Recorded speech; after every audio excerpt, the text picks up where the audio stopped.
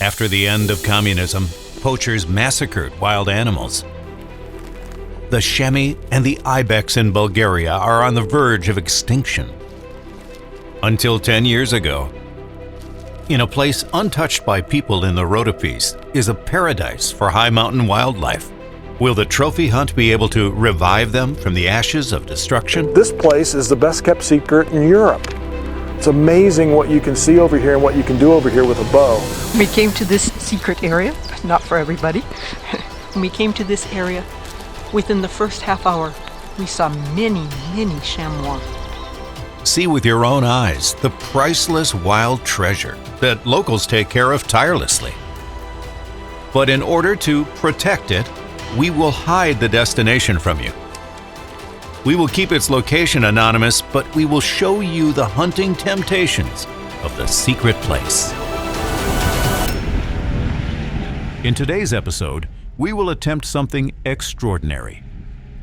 Alongside one of the world's best bow hunters, we will embark on a quest for a massive goat, a potential contender for a new world bow hunting record for Balkan Chamois.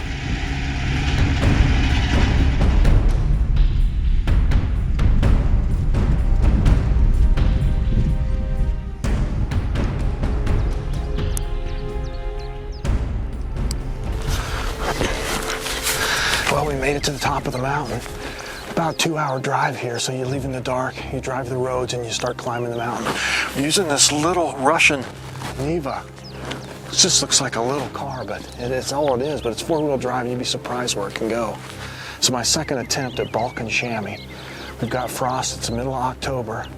Everybody in the States is thinking about deer hunting. Here I am on the top of the mountain.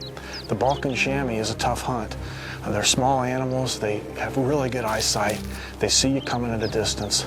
We've come up the backside of the mountain, so we've got another half-hour, 45-minute hike to the cliffs.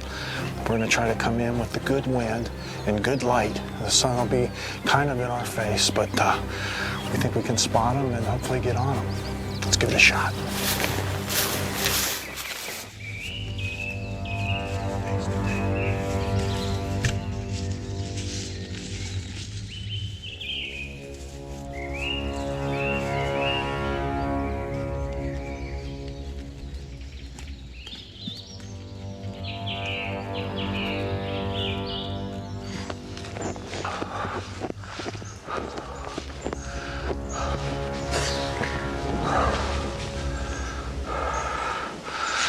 Good hike in here. Good little place to take a break in the trees. You can see I kind of stripped down a little bit. You don't want to wear your long johns. You don't want to wear coats and everything when you have to hike in, because it's climbing, and you get sweaty. These mountains are 2,000 meters at 6,000 feet. I live at sea level, so it can be pretty stressful on some of these mountain hunts. The chamois live in the cliffs. It's about another 25-minute walk. We've driven all the way around the mountain, all the way up the backside of the mountain, 2 hours in the dark to get here to where we can hike in. We hike through valleys, we hike up the mountain ridge, and we're in the deep forest right now. But once we break out to where the chamois live near the cliffs, I'll gear up and get back in my normal hunting clothes, and we'll get ready to go. You can see some of these giant pine trees have fallen over, because they get a lot of snow in this area. And you get a little bit of snow and you get a little bit of wind, and the roots don't go very deep.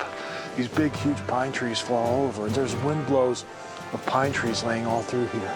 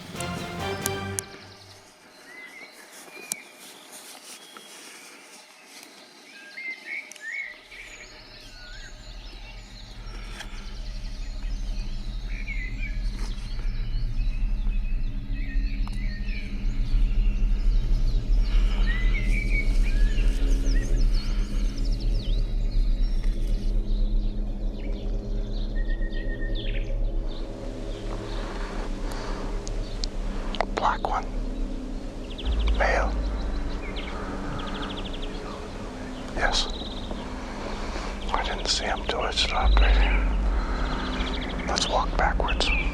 Let's walk backwards around the corner.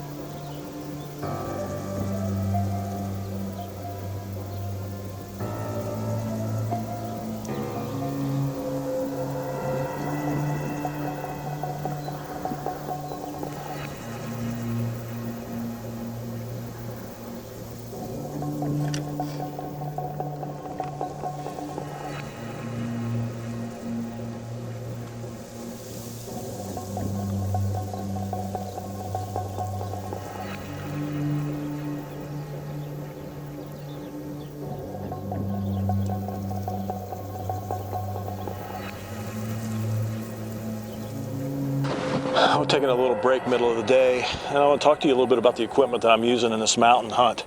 I'm shooting the Mathews Triax. It's a short axle-to-axle bow.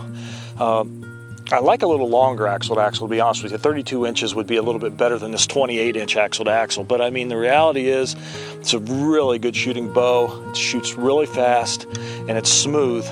And when you go to full draw and you anchor in, you know you're going to make an accurate shot with it. And Mathews to me is the pinnacle of bows. My Mathews bow is pretty simple setup. I mean, you can see I have hardly anything on it. I don't use a peep, I use a kisser button because I shoot with both eyes open. I'm shooting an IQ bow sight. This is the IQ Pro Hunter. It has two fixed pins, 20 and 30, and then I've got a rotator pin, 40, 50, 60, 70. So you've got that real flexibility, which is great for spotting and stalking. If you're set up in a stand or you're set up in a blind and you know your 20s and 30s, it's easy fixed pins, but if he's coming in at 50, you just dial down to 50 and you make your shot. See my rest here? Using a flipper rest, drop away. It drops away when we fire. It's a pretty simple setup with my bow. Arrows, I keep in a cat quiver on my backpack. It's the best way. You don't have any arrow quiver on your bow. You don't have the extra weight. It's sometimes windy in the mountains, so you're not having this wind vane or weather vane effect with the wind blowing against your bow all the time, and it makes your bow a lot lighter, which makes it steadier for the longer shots. You know, the Bee Stinger stabilizer also helps really balance my bow out, so when I make the shot, I get pretty much a true feel for especially the longer distance shots. I'm shooting a Carbon Express Maxima shafts. These are the 350s. These are the smaller diameter ones, the SDs. Shoot a 2-blade Rage Extreme head. This is the old style. The new style has a more of a hybrid design. It's got a larger cut on impact broadhead on the tip and still has that real wide cutting diameter. When this thing opens up, it puts a big hole in anything you hit. And the main reason I like Rage is because you want to use a broadhead that's going to do the most damage on the worst shot. You got to think about, if you always make a perfect shot right in the heart, right behind the front shoulder, you can almost use any broadhead. You can almost kill the animal with a field point. It's the shots that the animal turns on you. That's the shots that the animal ducked the string. It's the shots that maybe hit a branch or hit a twig, or maybe that you miscalculate and you get a bad hit. Those are the shots that you really need a Rage 2-blade Extreme like what I use, because when you go into that animal with that Rage, it puts such a big hole in them and leaves such a huge blood trail that you just don't lose game. You don't lose animals. And that's what it's all about, because when you shoot, you're shooting to kill. I always think about aiming at the opposite front shoulder, because obviously I want the arrow to pass all the way through. And with this 72-pound draw Mathews, I'm a 28-inch draw length.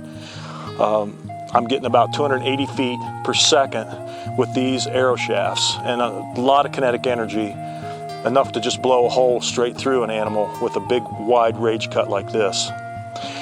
Pretty simple. You know, that's all you really need to go anywhere. You can hunt whitetails with this rig, you can hunt elk with this rig, you can hunt brown bears with this rig, caribou, all of the North American 29, maybe buffalo. I probably would use maybe a fixed blade broadhead, but even bison, this arrow will take a bison out. So any animal like that can work. I always keep my binoculars in my S4 gear deployment system, keeps them dry, keeps them easy to find, easy to use. And then I've got my rangefinder right here, easy to use, and it's all accessible to me. So that's important. I wear almost the same outfit or uniform on every hunt. It's a Max 1, it's Browning Hell's Canyon, very nice camo, and I get a lot of good wear and good use out of them. I got Kenetrek boots on this trip, but I do use several different brands, but the Kenetrex are pretty nice. You know, that's about the extent of the equipment that I use on a hunt. Keep it simple, keep it effective. It's going to make you a better bow hunter.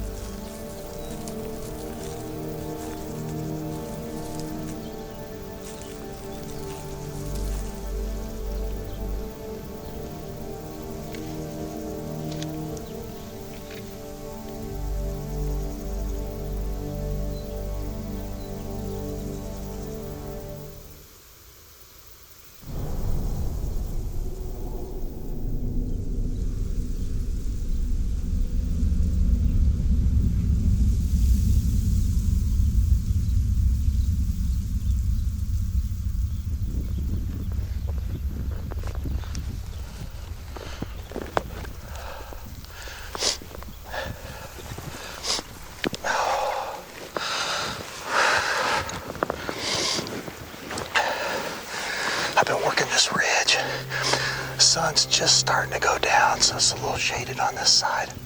It's bright up there. But we're kind of walking slow, glassing and watching these cliffs. I kind of found a little nook here. I think I'm going to set up right here for a little while. It's just 2 o'clock, so we've got a lot of time.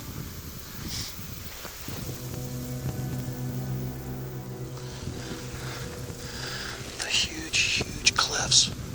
Back to my left, come around along the edge of the cliffs down to here. We've been seeing quite a few animals on this side. Right there. Alright. There's chamois moving down below.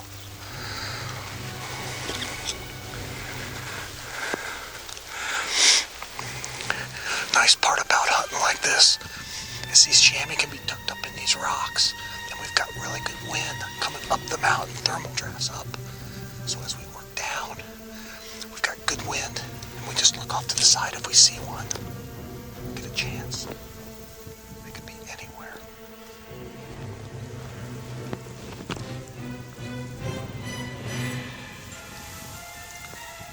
Look over here.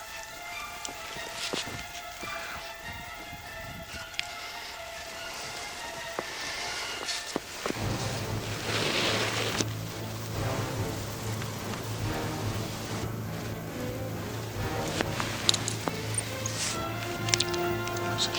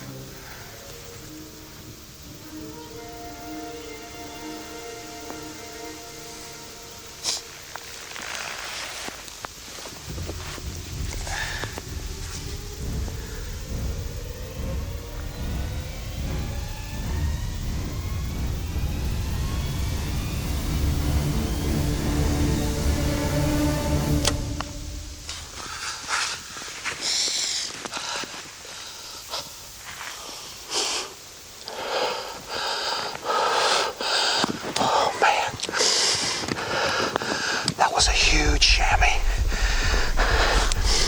And we got an arrow in him. 45-yard shot.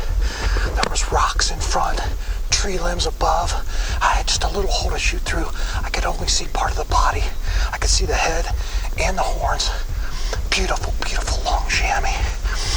When that arrow hit, that chamois took off down the hill, and the other two scrambled down with it. And I just can't see anything down there. I can see the whole valley, and nothing came running out. I think we got him. I think we got our chamois. Wow. Crazy. Wait a minute. Okay. There's one walking out. There's a black one walking out. The other one's in there, I'm sure. There were 3. Let's give him some time. Let's just give him a little time.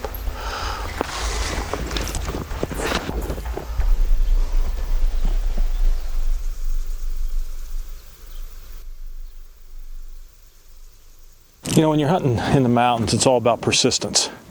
It's about patience. It's about a don't quit attitude.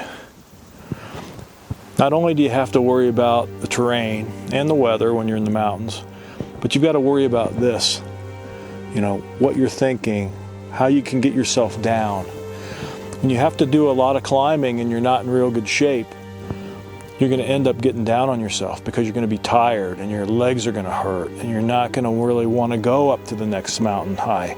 You're not going to really want to go up to the next level. You're not going to really want to go after the animal because you're going to be tired. And you're going to end up sitting in a spot and hoping that the animal walks by you. The reality is, on a mountain hunt, you've got to be gung-ho. You've got to look, find them, and go after them. You've got to try to get in range in their environment, and you have to use every trick in the book to do it. You've got to use the terrain, you've got to use the wind, you've got to use the thermals, you've got to use the camouflage, you've got to use big rock faces like this to hide behind, knowing that these chamois could come off of this ledge at any time. The nice thing about rocky country is you'll hear rocks roll. You'll hear the animals coming. You wouldn't think you would because they're small, but these animals may be traveling 3, 4, 6, or 10 of them at a time together. And there's always going to be a rock roll, and there's always going to be hooves on the rocks. And if you think and listen, you're going to have a lot better opportunity to be ready when an animal comes popping out, because they really do need to kind of be discovered. You don't just see them coming at a distance and watch them come and come and come, and they come all the way in and you shoot them. It's not how it works. You've got to get into a hidey hole, you've got to get into a place, and you've got to be in a spot where they won't see you until they pop out, and then it's too late, you're at full draw and you make the shot. Or you've got to get along the cliffs, some of these same cliffs like we're on here, and you've got to get above, and you've got to just really look and watch and make sure that you're looking for any possible place that a chamois could be bedded, any possible place that a chamois could be. And if you find one and you're above them and they don't know you're there because you've got good thermals, you're in a really good situation, because you're probably going to get in bow range and you're probably going to get a shot. Now, there's nothing wrong with shooting a bedded animal when you're mountain hunting like this. If you can sneak up close to them and they're bedded and you can get into the vitals, that's a great shot. That's not cheating. This is tough hunting. When you're out here, you're going to get one good chance, and you got to make that one chance count.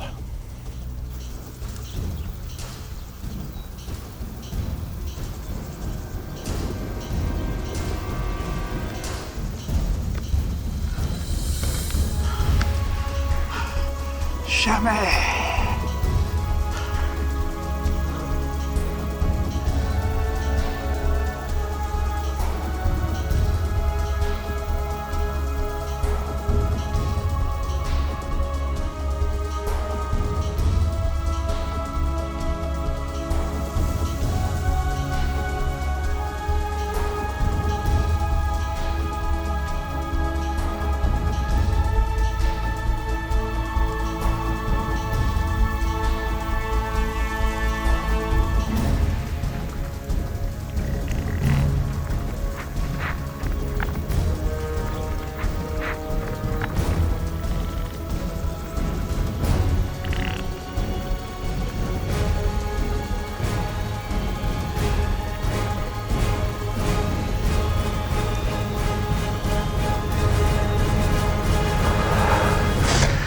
It's ridiculously steep here. I found my arrow. Good blood all the way through, pass-through shot, but no broadhead. So I'm thinking the broadhead, when it went through the animal, hit rocks and broke off. I would never have found it without the lighted knock. So I've moved down through the rocks to here, out in the open, this clearing. Basically, it's a big slide. There's blood right here. But one of the bad things about hunting in this kind of country is that when you make the shot and the animal jumps, they can jump behind brush, jump behind rocks. And I saw it run down off the cliff, but then it disappeared. So I don't know really where it went. And it's straight down here. It's really, really steep. And I couldn't see where the animal ran. So it's obviously running downhill, which means it's gonna be down here somewhere, I hope. But we're gonna follow the blood. Just really, really steep. More blood right here. Good blood. Really good blood right here.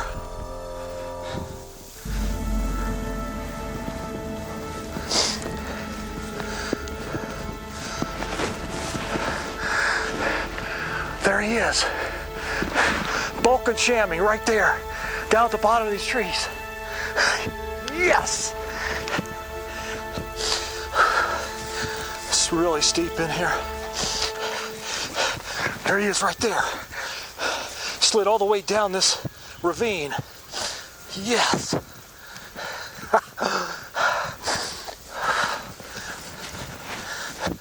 Real steep in here.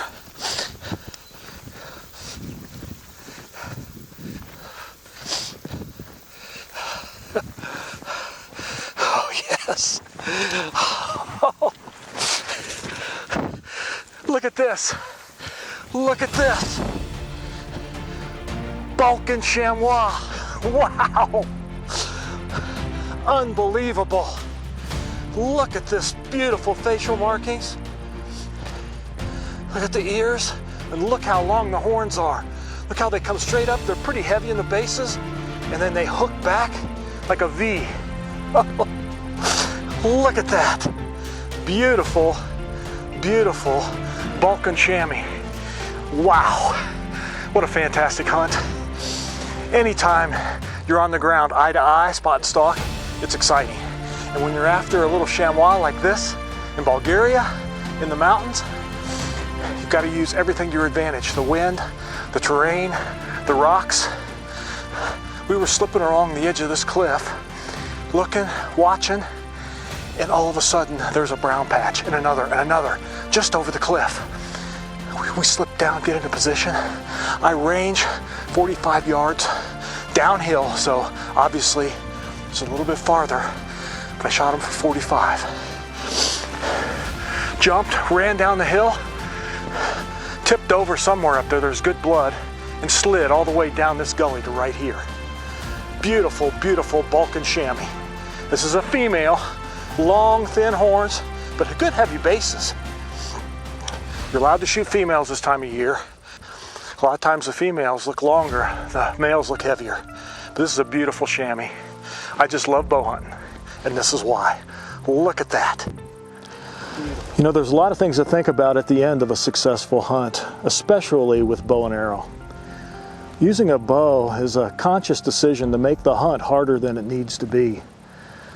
When you go on a hunt like this, for Balkan chamois, you're hunting up in the mountains, and you've got to get close. It can't be a 200-yard shot. In fact, in bow hunting, 200 yards is where the hunt begins. And you have to get closer, and you look and you glass and you sneak and you get the wind right and you use the terrain to your advantage to get into range. And once you're in range, you still have to draw the bow without the animal seeing you. Put the right pin on them and make an accurate shot. And the arrow has to pass through the animal and cut arteries so that the animal dies quickly and you can find it in the brush. This Balkan chamois here is a 45-yard shot. It went about 100 yards sliding down this ravine to this spot right here. Pretty exciting. It's really an exciting hunt.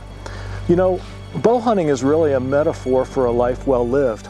You know, a tough bow hunt has a lot of different things that's going on. You know, you try again, you hike, you have disappointments, you have anxiety, but eventually you have success.